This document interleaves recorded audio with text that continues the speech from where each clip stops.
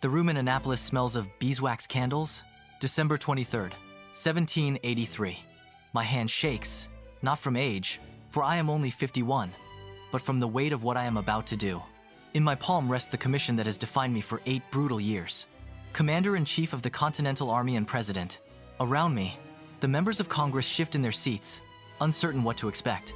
Some fear I've come to demand my due, to claim the crown that any other victorious general in history would seize. Instead, I will give it back. But I am getting ahead of myself. To understand why this moment matters, you must understand the man who arrived here, and the long road that taught me that true power lies not in taking, but in letting go. I entered this world on February 22nd, 1732, in the tidewater country of Virginia, where tobacco fields stretched to the horizon, and every white man's prosperity was built upon the labor of enslaved Africans. This contradiction, the one I would grapple with my entire life, was simply the air I breathed, the world as it was. My father, Augustine, died when I was 11, which I never quite recovered from. While my half-brothers were sent to England for education, I remained, learning surveying and farming, the practical arts of a Virginia gentleman. My schooling was rudimentary, my handwriting clumsy, my mathematics sound but uninspired. What I lacked in formal learning, I tried to compensate for with industry and an almost obsessive attention to my reputation. My mother, Mary Ball Washington, was a woman of iron will and little warmth. She demanded much and praised rarely. From her, I learned that affection must be earned, that weakness was contemptible, and that a man's word was his bond. My half-brother Lawrence became the father I'd lost, a veteran, a gentleman, a model of the man I yearned to be. When he died and left me Mount Vernon, I inherited not just land but a legacy I felt compelled to honor. By 21, ambition burned in my chest like a coal I couldn't extinguish. I wanted recognition, advancement, a name that would outlive me. When Virginia's governor commissioned me a major in the militia to deliver an ultimatum to the French in the Ohio Valley, I leapt at the chance. The journey through the wilderness nearly killed me. Freezing rivers, hostile terrain, the constant threat of ambush. I returned a minor hero, praised for my courage, my detailed journals, my bearing under pressure. Then came the French and Indian War, and with it, my true education in the arts of command and the bitter taste of colonial subordination. The morning of July 9th, 1755, I rode beside General Edward Braddock as his aide-de-camp, watching 1,200 British regulars march in perfect formation through the dense Pennsylvania forest. I had warned him, begged him, really, that European tactics would fail in American wilderness, that the French and their Indian allies would use the trees as cover, that we needed scouts and flexibility. He dismissed my counsel with a wave of his hand. These savages may indeed be formidable to your raw American militia, but upon the king's regular and disciplined troops, they can make no impression. 2 hours later, the forest exploded with musket fire. Hidden enemies poured lead into our neat formations from behind every tree, every rock. The scarlet columns disintegrated into chaos. Men screamed, fell, trampled each other in blind panic. Braddock took a bullet through the lung. I had 4 holes shot through my coat, 2 horses killed beneath me. Yet somehow I remained untouched. Preserved, I thought, by Providence for some purpose I couldn't yet fathom. We limped back in defeat, and I helped bury Braddock in the middle of the road so the retreating wagons would hide his grave from desecration. For the next 3 years, I commanded Virginia's frontier defenses, learning logistics, supply, the grinding reality that wars are won by persistence as much as valor. Yet despite my service, I was constantly reminded of my place. As a colonial officer, I could never achieve the rank or respect given to even mediocre British regulars. A British captain could override my orders, though I commanded a regiment and he a company. This humiliation, this systematic dismissal of American competence, planted seeds that would bloom a decade later into revolution. In 1759, I resigned my commission and married Martha Dandridge Custis, a wealthy widow with 2 young children, Jackie and Patsy. I loved those children as though they were my own, perhaps especially because Martha and I would never have children together, a private sorrow we rarely discussed. Mount Vernon became my kingdom, my obsession. I experimented with crop rotation, built additions, purchased adjacent lands. I bred horses, fished the Potomac, played cards with neighbors. For 15 years, I served in the Virginia House of Burgesses, watching as Parliament's impositions grew more intolerable. The Stamp Act, the Townshend Acts, the closing of Boston Harbor. I was no radical. I loved the idea of the British Empire, the protection it offered, the glory of being an Englishman. But I loved liberty more, and I could not abide tyranny. Even tyranny dressed in parliamentary procedure. When we received word of the battles at Lexington and Concord, I knew the old world was dying, and something terrible and magnificent was being born. ACT-2, the Crucible. The Second Continental Congress met in Philadelphia in the stifling summer of 1775, and to my genuine surprise and deep humility, they unanimously elected me Commander-in-Chief. I accepted on June 15th, and in my acceptance speech, I told them something I deeply believed. I do not think myself equal to the command I am honored with. I refused a salary, asking only that they cover my expenses. This was not false modesty. I knew what lay ahead. The army I inherited outside Boston was not an army at all. It was a rabble, a collection of farmers and shopkeepers who'd brought their own muskets and their own ideas about when they might go home. They had no uniforms, little discipline, and less training. Many of their enlistments expired at year's end. We faced the most powerful military on earth, backed by the world's greatest navy and the endless resources of an empire. Those first years were a litany of defeats and retreats. We were driven from New York, chased across New Jersey, mocked by British officers who expected us to dissolve like morning mist. By December 1776, the cause seemed lost. Enlistments were expiring, men were deserting by the hundreds, and the Continental Congress had fled Philadelphia in panic. On Christmas night, in a desperate gamble, I led 2,400 men across the ice-choked Delaware River. The password was victory or death. We marched 9 miles through a blizzard to Trenton, where Hessian mercenaries slept off their Christmas celebration. We struck at dawn, capturing nearly 1,000 prisoners and desperately needed supplies. It was a small victory in military terms, but it rekindled something essential: hope. Yet, nothing prepared me for Valley Forge. The winter of 1777 nearly destroyed us. We arrived in December, and within weeks, the camp became a frozen hell. The men had no adequate clothing, many no shoes. I can still see their bloody footprints in the snow, still smell the sickness that filled the crude hospitals, still hear the coughing that rattled through the night. Of 12,000 men, nearly a quarter died of disease, starvation, and exposure. I walked among them daily, shared their meager rations when I could, wrote desperate letters to Congress pleading for supplies that never came. In March, a Prussian officer named Baron von Steuben arrived and began drilling the men, transforming our rabble into something resembling a professional army. When we marched out of Valley Forge in June, we were reborn leaner, harder, forged by suffering into a weapon that could stand toe-to-toe with British regulars. The war ground on Monmouth, Savannah, Charleston. We won some, lost more, but we endured. The key, I learned, was not to win every battle but to keep the army intact, to outlast British will to fight.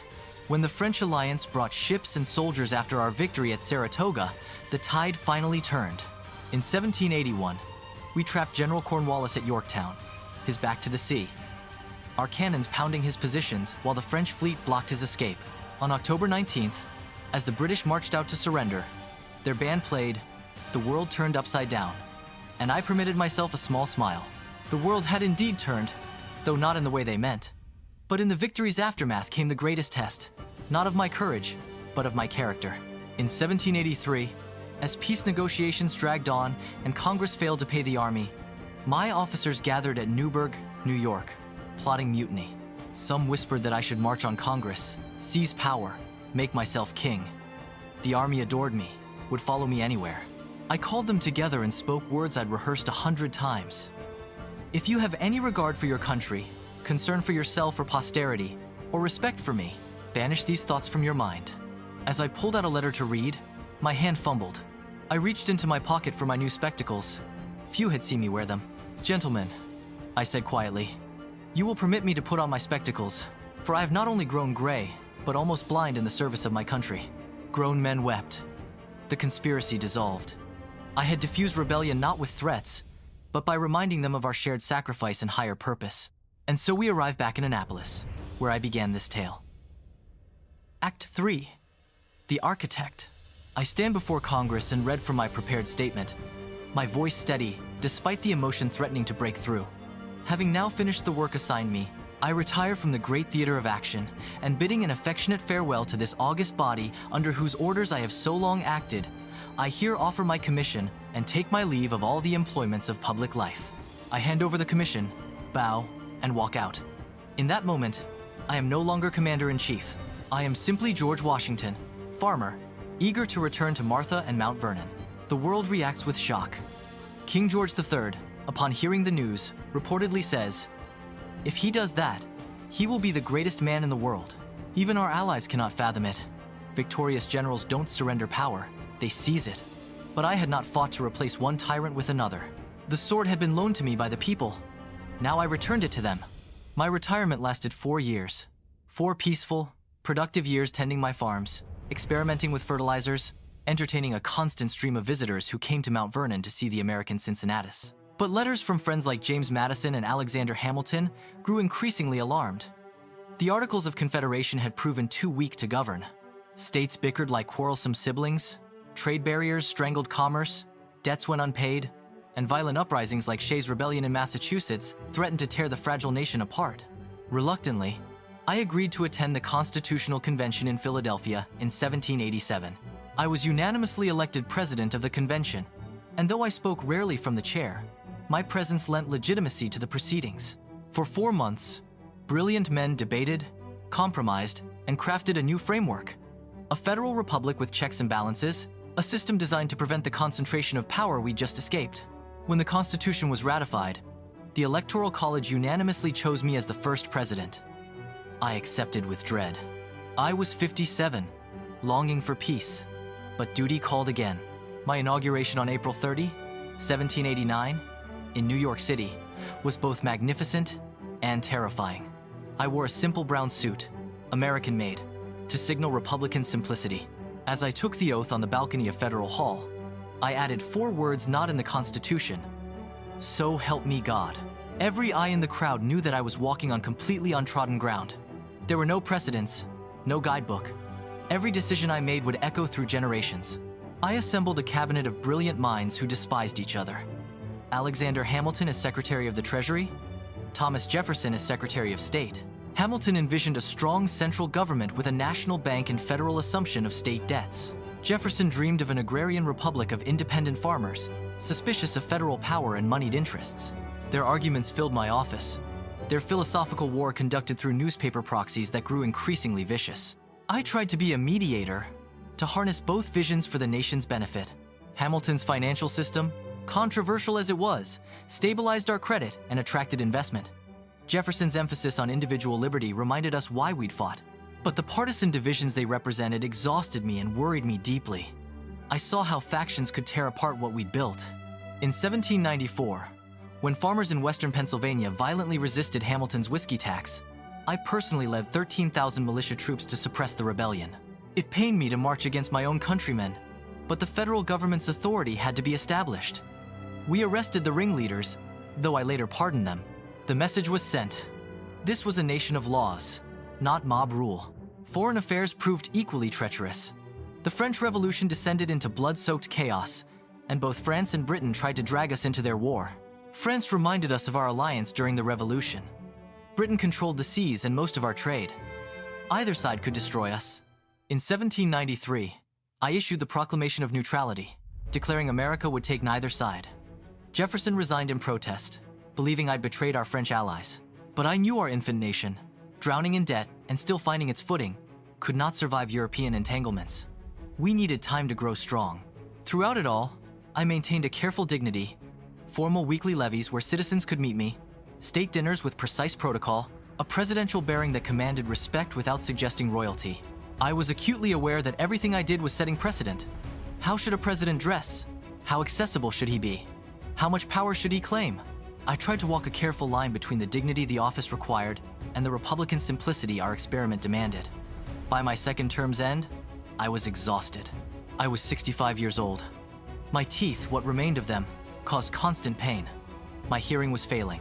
The partisan newspapers savaged me daily, calling me a traitor, a monarchist, a doddering fool. Men I'd considered friends now viewed me as an enemy of their vision for America. I longed for Mount Vernon with an almost physical ache. More importantly, I recognized a deeper truth. For this republic to survive, power must transfer peacefully. If I served until death, I would establish a de facto monarchy. The principle was more important than any individual, even, especially, me. ACT 4, The Farewell. In September 1796, I published my farewell address in Philadelphia's American Daily Advertiser. I'd worked on it for months with Hamilton's help, refining every word. It was my final gift to the nation, my last attempt to guide them toward unity and wisdom. The name of American, which belongs to you in your national capacity, must always exalt the just pride of patriotism. I wrote. I warned them against the dangers of political factions that would place party above country. I cautioned against permanent foreign alliances that would entangle us in Europe's endless wars. I urged them to cherish the Union above all, for only together could we remain free. It is our true policy to steer clear of permanent alliances with any portion of the foreign world. I counseled not from isolationism, but from pragmatism. We were too weak yet to play in the great game of empires. We needed time to grow. On March 4, 1797, I attended John Adams's inauguration. As Adams took the oath, I sat nearby, just another citizen. Afterward, I heard Adams remark that he'd never felt so unimportant. No one was looking at him. Every eye was on me.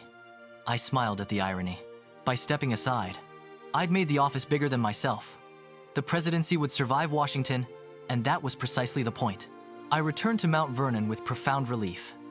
Martha and I fell back into the rhythms of plantation life, managing the farms, entertaining guests, corresponding with old friends.